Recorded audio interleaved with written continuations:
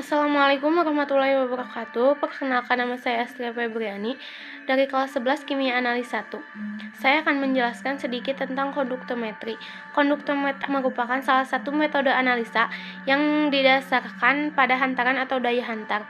Daya hantar ini bergantung pada jenis atau konsentrasi lain yang ada di dalam larutan.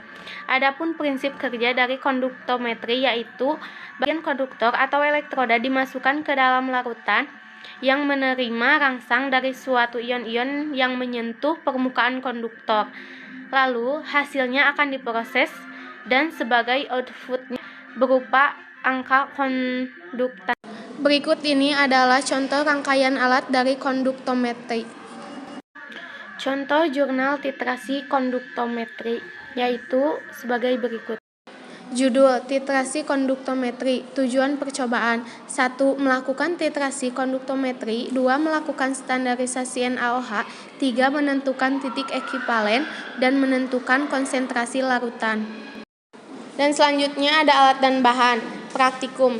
Alat: konduktometer, gelas kimia, botol semprot, magnetic stirrer, labu takar, pipet tetes, corong, dan buret. Bahan: larutan NaOH 0,1 normalitas, larutan HCl 0,1 normalitas, larutan asam oksalat 0,1 normalitas, dan terakhir ada aquades. Dan selanjutnya prosedur praktikum titrasi konduktometri NaOH dengan HCl. Yang pertama, kalibrasi konduktometer. Yang kedua, melakukan titrasi standarisasi NaOH dengan asam oksalat. Yang ketiga, memasukkan 10 ml HCl 0,1 normal ditambah 200 ml aquades ke dalam Erlenmeyer. Kemudian dihomogenkan dengan stirer. Yang keempat, mengukur konduktivitas larutan pada poin ketiga dengan konduktometer dan dicatat. Yang kelima, mentitrasi larutan tersebut dengan NaOH per 1 ml. Dihentikan kemudian diukur konduktivitasnya hingga mencapai penambahan 25 ml NaOH.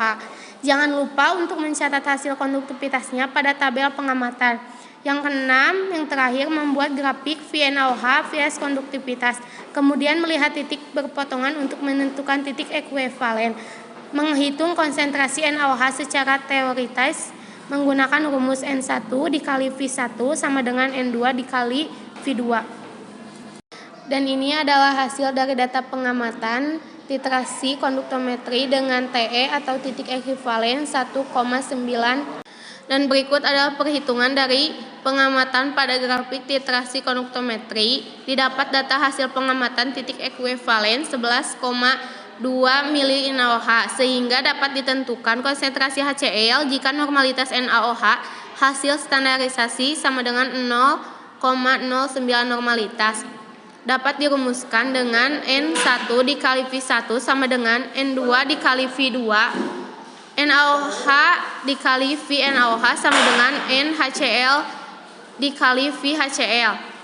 0,09 mili dikali 11,2 mili sama dengan NHCl atau yang ditanyakan dikali 10 mili. Jadi NHCl adalah 0,1008 normalitas. Dan selanjutnya ada pembahasan. Pada praktikum kali ini, yang pertama yang dilakukan adalah konduktivitas akan dilakukan menggunakan konduktometer. Sebelum konduktometer digunakan, terlebih dahulu dilakukan kalibrasi. Kalibrasi bertujuan untuk menentukan sel tetap atau konstan. Praktikum yang dilakukan adalah titrasi konduktometri yang didasarkan pada pengukuran daya hantar listrik.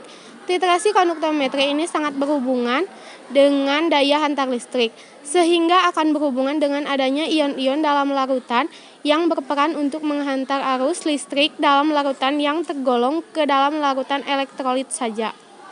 Dan yang terakhir adalah kesimpulan. Jadi siswa telah menentukan standarisasi NaOH dan telah menentukan titik ekuivalen NaOH. Titik ekuivalen dari NaOH adalah 11,2 mili NaOH. Sekian dari saya. Wassalamualaikum warahmatullahi wabarakatuh.